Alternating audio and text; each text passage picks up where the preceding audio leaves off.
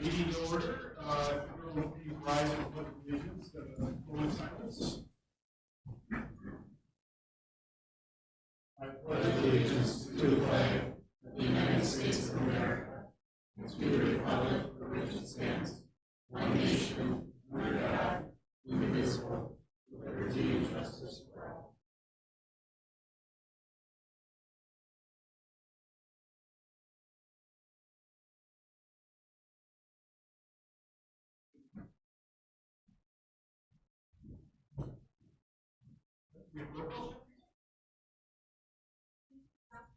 Here.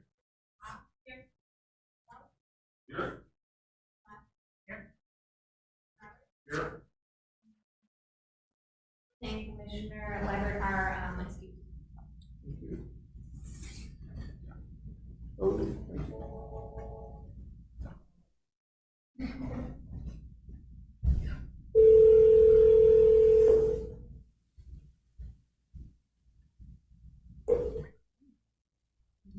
Hi, this is Mary. Hey Mary Scott, you're live on the speakerphone and we just started the meeting. We're going to the minutes. Very good. Thank you. And public hearings. So, We have your avatar up on the screen. Okay, thank you for that.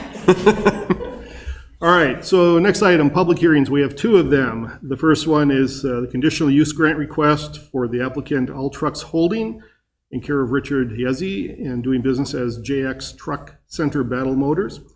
This is to add the subordinate accessory use of medium and heavy-duty truck sales to the current principal use on the premise, which is a vehicle service center at 1291 Hickory Street. It is Zone B5 Light Industrial. Property is owned by Zimmerman and Schwartz Real Estate in care of John Schwartz. We'll open up this public hearing. Is there anyone here tonight that has any comments to make regarding that particular item?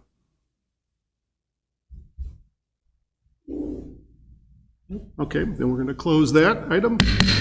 Second one is the conditional use grant for the applicant of Jessica and Ben Washburn, doing business as the Daily Dose Juice Bar, and to locate their health cafe at 115 West Wisconsin Avenue. This is the B2 Downtown Business Zone property. It's owned by Joseph Grosh Development in care of Joseph Grosh. So I'll open that up. Is there anyone here that has any comments to make about that particular item?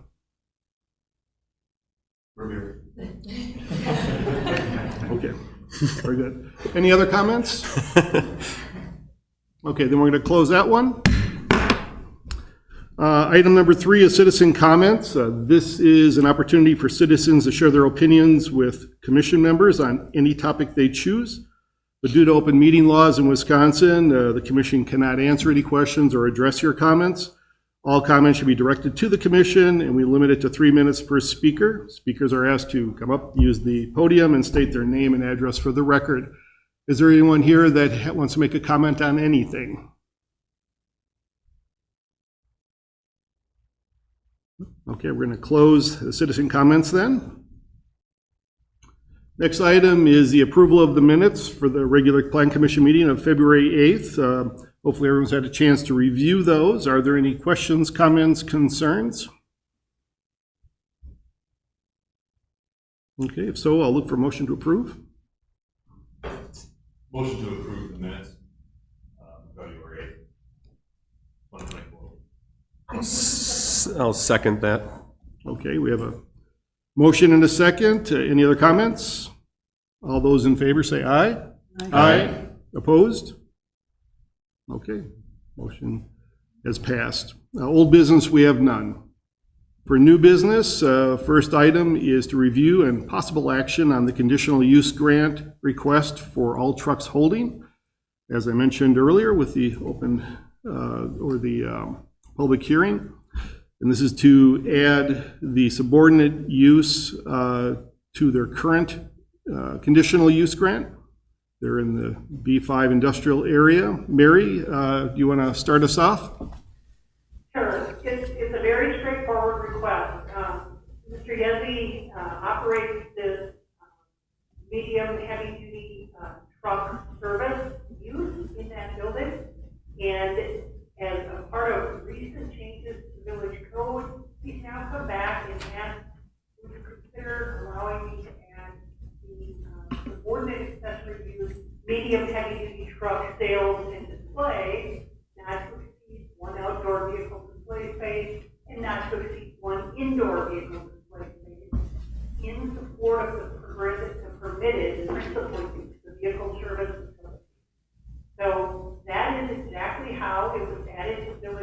code a couple of months ago in the B5 district as a prospective conditional use.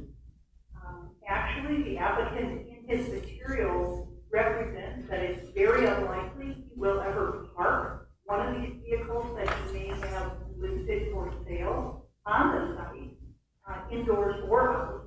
But on the possibility that that could happen somewhere in the future, the draft conditional use grant document takes that one space into account, one in, one out.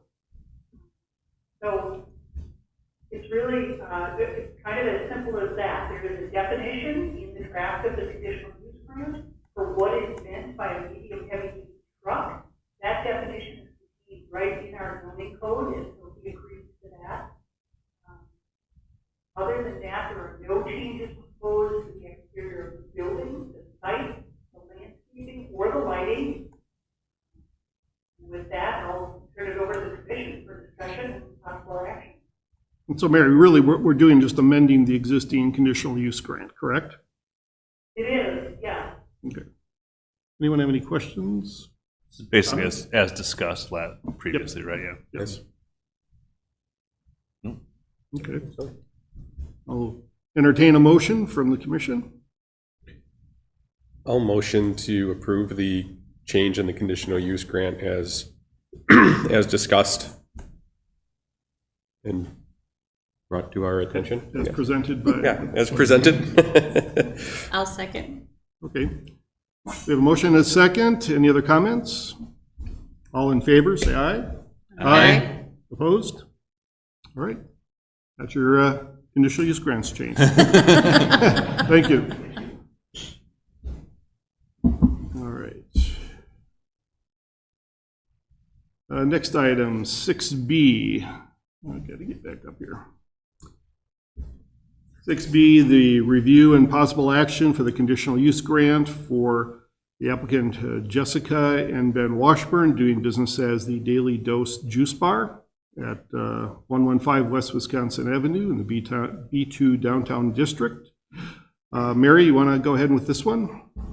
Sure. So this is an entirely new use. This is a health, licensed health cafe and health beverage and restaurant use. They would locate in the first floor of what was formerly a pet store or retail space at 115 West Wisconsin Avenue. I have reviewed it against the code. It is listed as a potential prospective conditional use that can be approved in the B2 district. As far as parking goes, they do have approximately 7 stalls on site at the back of the building, accessible off of Savoy Court. As I run the calculations for what the code would say their required parking should be, it would be approximately 6 stalls based on occupying 2,400 gross square feet of floor area. So they're in good shape with respect to parking, and as the commission, I think, is aware, there is on-street parking in front of the building, very close to the front of the building, and there's also a public lot across the river. So there won't be any changes made at this time to the exterior of the site or the building. Walls, roofing, doors, landscaping, parking, exterior lighting, and that type of thing. There is not going to be any alcohol served at this cafe. Not at this time. The hours of operation would be Tuesday through Friday, 7 a.m. to 2 p.m., Saturdays, 9 a.m. to 3 p.m. They would like the ability to be open extended hours during community and special events that happen downtown, the Peak of Lake Country, the other special events that go. I think that is reasonable, and I referenced that in the draft conditional use grant that's attached here. Their site plan doesn't prescribe an outdoor seating area specifically, but there is space available directly adjacent to the front of the building where they could put a few patio tables and chairs on the sidewalk, still have much more than 5 feet of clear public sidewalk space. The public can walk back and forth and serve in the building here. They did say in their application that they would desire to have outdoor seating if that were available. So as I've written the conditional use grant, it accounts for that. leave that to the commission to make the final decision. So this is not street dining, this would be simply dining on the sidewalk immediately adjacent to the farmer's building. So when I look at the draft conditional use plan itself, I think the important elements to consider are the hours of operation as they've requested, and that any extended hours to match special events in the downtown would match the permitted hours of those events. It's the way the conditional use permit.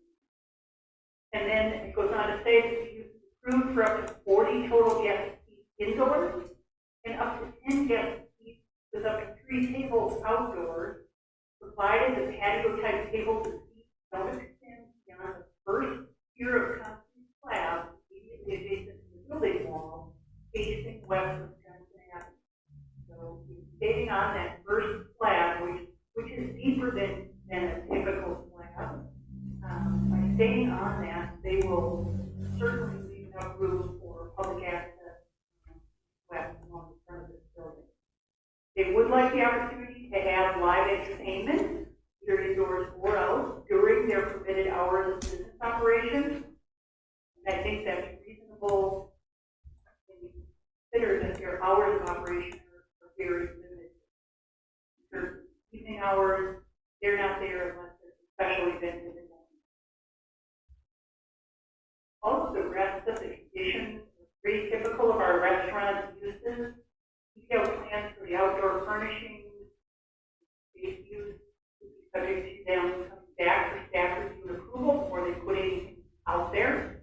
There's no alcohol sales, service, or consumption allowed as part of the approval, and the floor plan would be as exhibited on the conditional use. So I think that really sums up the intent here. I'll turn it over to the commission if there are any other questions for me. Just ask. Anyone have any questions, comments? You do. Oh. Sorry. So the parking is behind the building, correct, off of Savoy Court, not the lot next to it? And will their employees park in that lot, or will they have to park in the lot across the river? Well, that's, we don't really prescribe who parks where. I would guess that a business owner will typically choose to park the furthest away, and employees to do the same in the interest of keeping those stalls free for patrons. Okay, and my last question is, could their dumpster go in that parking lot? So then that would also limit from the 7 spaces they have. I'm glad you asked about the dumpster, because that does bring me back to conditions that I had added in the staff report about this item, that the dumpster enclosure is depicted on a site plan, but it sits across the lot line between these two lots. Rock Development owns both of these lots, so that will be a potential possibility for solving the dumpster enclosure needs. They would need to grant cross-access easement to the parcel to build that dumpster enclosure the way it's shown. It would still allow for the use of the 7 stalls in the parking lot. The way it's written into the conditional use grant,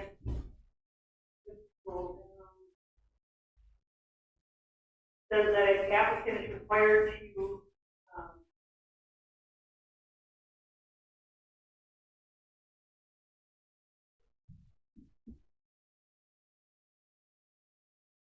Number 4. The applicant is required to work with the village staff to resolve the final location and structure details as to the dumpster enclosure for the site, as well as any other exterior structures or improvements that might be required by building code due to the new occupancy type. So I put in here that could be a handicap ramp, for instance. So the dumpster and the potential for a handicap ramp needs to be resolved, and any other requirements in building code. To the extent there may be some of these things necessary, we need to come back to staff with the detailed plan for where those things will be located, what they'll be constructed of. We would review that and approve it. The way the condition reads in the staff report is that occupancy of the cafe would not be permitted until that dumpster enclosure is in place the other structures or improvements that the building code might trigger for this occupancy type in this building. Thank you. So, thank you. Mary, do we know with the prior tenant being retail, they still had probably quite a bit of refuge from, shipments and things like that, deliveries. What was the requirement for that specific building as far as dumpster requirement, and what's changed? I don't know if they had a dumpster on site. If they did, it was probably just sitting in the parking lot back there, unenclosed, because their process for any sort of review that would have triggered the installation of the enclosure along the way. So at this point, changing use like this is that trigger. Now look at the site building comprehensively to make sure these things get taken care of now. Okay. Mark, you had a question? Couple things. Got to address the owners here. Everyone all right with? what I Yeah, talked sure. about? First, is the dumpster enclosure thing an issue for you guys at all? No, Could you just come up to the microphone? Oh, sorry. Yeah. Sorry. Sorry. If you come to the microphone, state your Otherwise, name you and won't be on address. TV. Oh, Yeah, no, I have to be yeah. on TV. Yeah. I'm Jess Washburn. Hey, Jess. So according to what we know, Joe Grosh already has all of the plans laid out for the dumpster enclosure and the ADA ramp in the back with the parking stalls.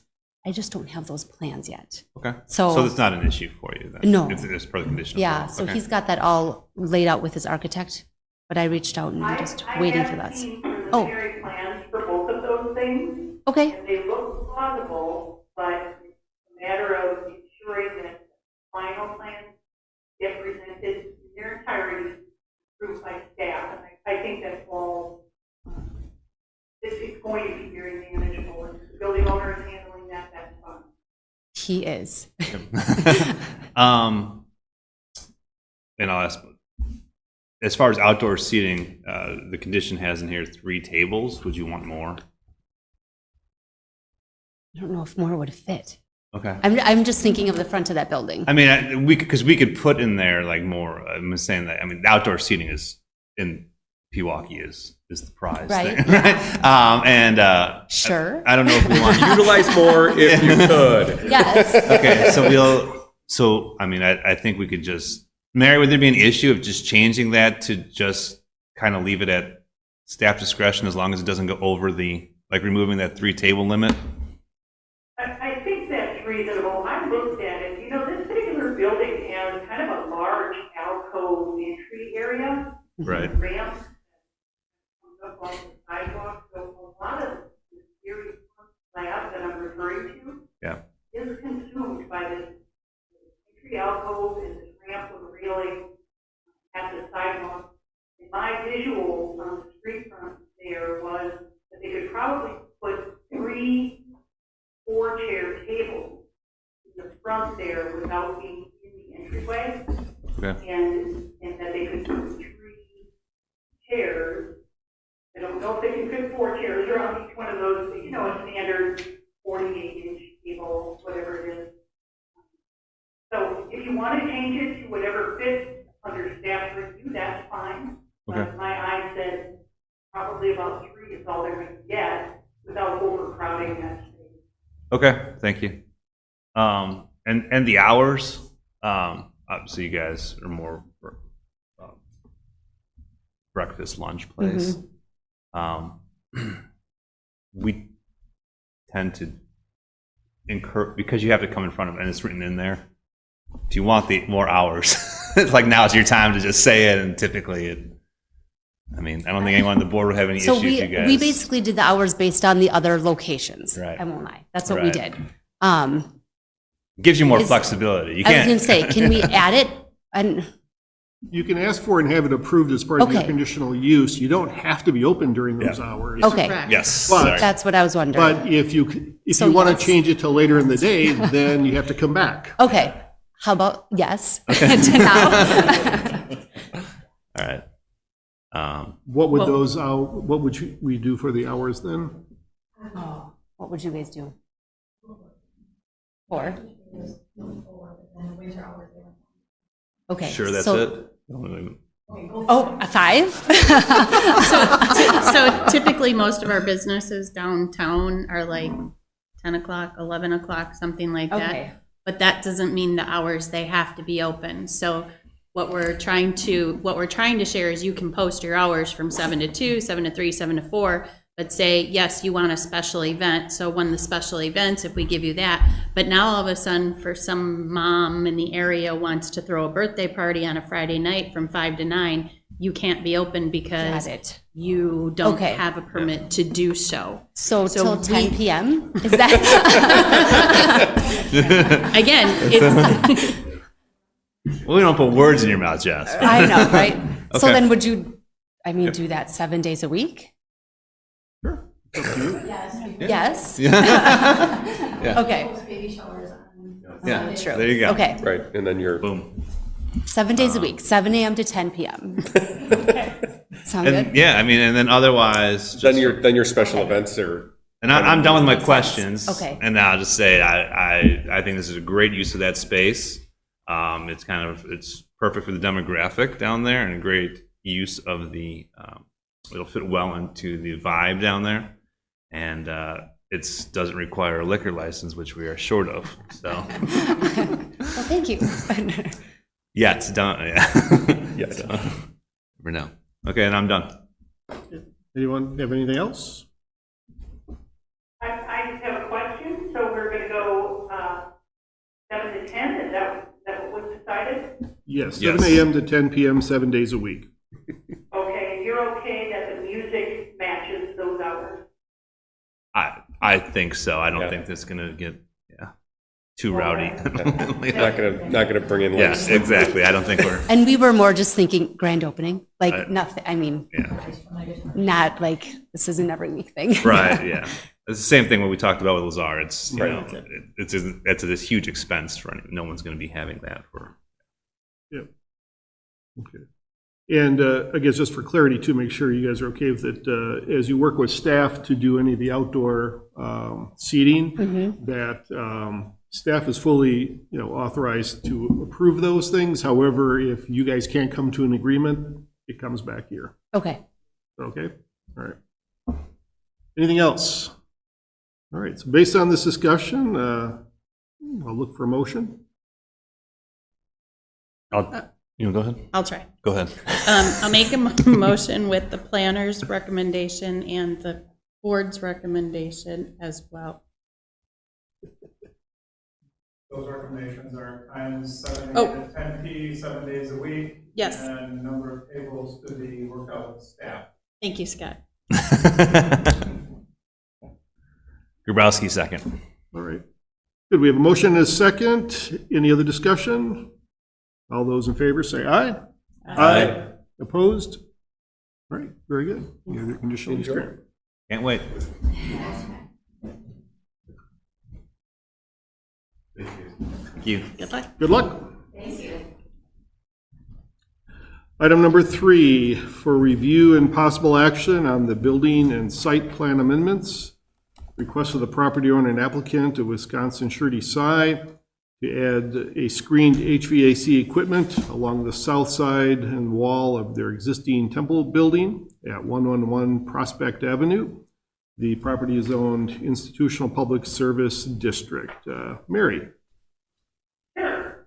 So I think some of the commissioners will remember back to December 2022 when Surety Sci came in and asked for your permission to modify and expand, update their kitchen use that is located in the basement of their temple over on Prospect Avenue, right across the street from the library. And the planning commission was receptive to that idea, so they can serve their congregation, their members. And the only hiccup was in modernizing and expanding this kitchen use. Quite a bit of new HVAC equipment and venting exhaust type equipment is necessary.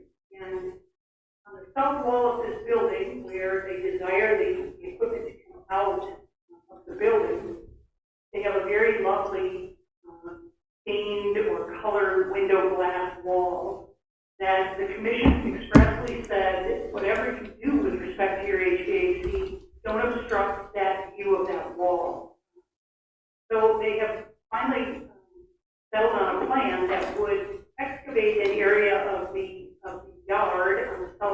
building and allow them to come out through the basement wall into this excavated space and set their equipment in, basically a recess there and build a brick screening, landscape screening wall to match the existing building. You can seal that recess and seal the equipment down in there. And then they would also construct a new brick chase along the very east edge of that south wall. And that would be to manage the exhaust and bring that up through the rooftop and allow them to serve their kitchen exhaust fans that way. So what they propose to do is intended to be as minimal as possible and not to obstruct the view of that window wall. It does color match in terms of the brick and materials, the existing building wall materials. Where it cuts through the roof line and extends above, they would propose to spray that piece of metal, color match the shingles of the roof in the backdrop. And so I think they've really accomplished what was asked of them in terms of making this blend in as best as possible. I did have several conditions that I would recommend you consider attaching. If you're inclined towards approval on this tonight, including the applicant having to secure all the building, electric, plumbing, and other permits that might be required of them before the start of any work on expanding and improving this kitchen or the walls to screen. That the elevation at the top of the landscape screening wall would not exceed 6 inches less than the elevation of the existing window ledge directly behind it. But we know that that's not going to be a visual obstruction. Number 3, that any new or replacement roofing membrane or flashing needed in the area of the roof where it's penetrated by the exhaust fan, it should be specced out in a color black because there may be angles where you're going to be able to see some of this flashing that will go in around it. In the plans, in a couple of places I could see something in white and thought that was very. Number 4, that if the roofing of the building is ever changed, color match equipment should be changed to match the new roofing if the planning commission or the village decides to come back and ask them to do that. Number 5, that the applicant must work with the village staff to gain approval of a landscaping plan that will be implemented in the foreground of the new screening wall to enhance that final appearance of the work, and that landscaping would be done within 6 months of any approval granted. So if any existing landscaping gets removed in order to implement the project, it has to be replaced with like or similar kind of plantings, the size to be reviewed by village staff as well. So it's not just going to landscape the foreground of this wall, but if there is other work that causes the removal of other plantings on the site, we want those replaced as well. There is a 6th condition that I did not. Overlooked it when I was writing the report, and that is that the equipment contained behind the screening wall not extend above. So we would add that 6th one, or consider that as part of any motion we take and make tonight. That would be great. I'll turn it over for your discussion. Thanks, Mary. Any questions, comments? Yeah, that was pretty thorough from Mary there. I'm good with. I love the layout. It's everything and even more than what we discussed back in 20. Yeah. Yep. You guys like visual aids we got? We have them. I'm sure you have. Yep. Yeah. Yeah. No, it represents literally what we talked about back then, and yeah, you're maintaining the integrity and the look of the outside of that building. I think it's a great job. Question I have though is, right now there is some signage where that's going to be, and in the plans, there's no indication of replacing any signage. So is that part of the plan, or Mary, was there any discussion on that? There was discussion on it when we met in the field to go through these different options as they evolved. And, the plan was that when they get their final plan approved, which would be tonight, that they would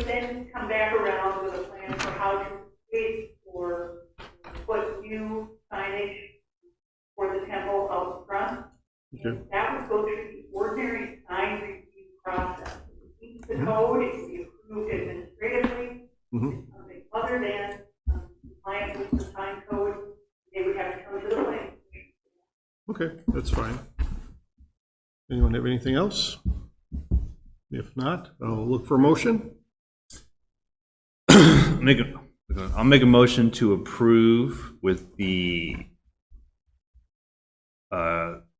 planner's recommendations in addition to the 6th recommendation that she mentioned, that no equipment shall extend above the screen wall. And include the engineer's report. I don't think you had any recommendations, but. I would just incorporate it. Okay. And also with the engineer's report recommendations. All right. I'll second. Motion and a second. Any other comments? All in favor, say aye. Aye. Opposed? Very good. Good luck. Thank you. Look forward to it. All right. Item number 4, to review, discuss, and possible action on a sign code waiver, request of Aaron Grachowski of Signorama to install an oversized wall-mounted front facade sign for tenant Rosati's Pizza in care of John Backus, 690 Westfield Way, Suite C. It's B1 Community Business Zone property, and it's owned by 690 Westfield LLC in care of Saf Sarish. I said that correctly. Did I say that correctly? All right. This is John Backus. Oh, okay. Mary, anything further to discuss on this? Yeah, it's pretty straightforward, you know, we've seen this building many times before, and we're in the process of updating our code to provide some additional creative leniency with respect to oversized signs here.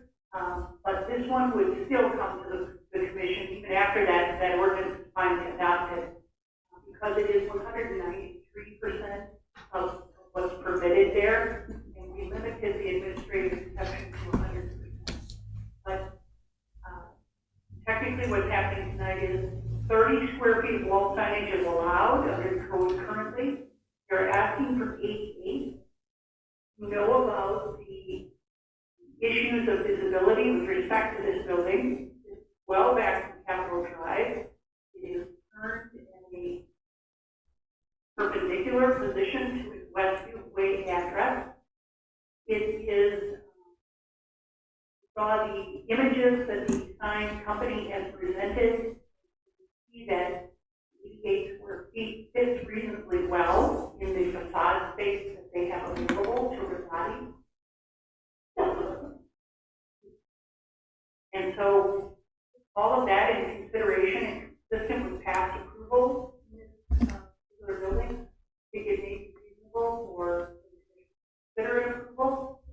Did have one condition you would consider attaching, and that is just that they would secure all the necessary permits before they would start the installation or construction of that sign at the site. I'll turn it over to the commission. Okay, thanks. Questions, comments? Mary, by any chance, do you know what the letter size is of their current sign that I can barely see? Just try to. I don't, but if Okay. the sign contractor is there, he probably has. No, it's okay. I was just on Google and it is hard to see. I was just wondering how much 50 inches, how much bigger it It is. demonstrates the point then, doesn't Yep, it? that demonstrates a point. I was just trying to figure out if 50 inches was twice as big, 1.5 times, whatever. Okay. And does, Oh, go Oh, ahead. I'm sorry. sorry. No, go ahead. does anyone recall, like, how this would compare to We Rock the Spectrum? Would this be equal I to? actually looked at that one. Mhm. Give me a minute, I can tell you the size of that one. I Thank think you. that one was larger than this one. It was. Because Well, it's in it's that because peak it- and it's got a lot more space. And it's in multiple pieces as Yeah. well. Yeah. That's the challenge with doing the sign ordinance, is because there's so many variations. Yeah, that was 172 square feet, and that was a unique sign, because it had pieces and images that were spread out calculate based on the smallest regular polygon and fits around all the parts of the sign itself. And this one is,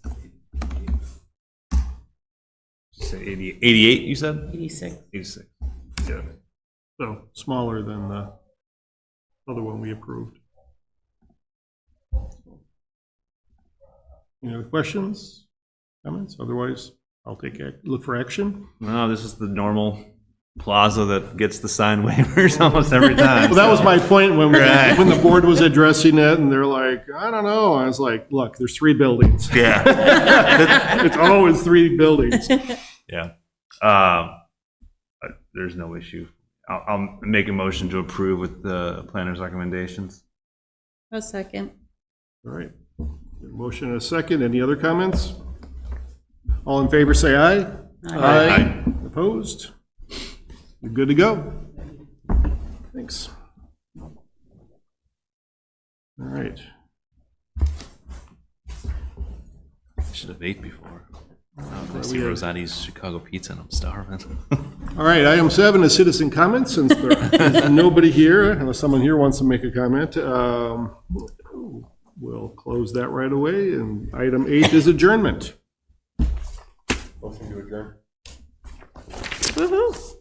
Oh, second it, I'm sorry. Otherwise, we'll be here a very long time tonight. Premature celebration. It sounds like a second. Yes. We have a motion and a second. All in favor, say aye. Aye. Opposed? Meeting is adjourned.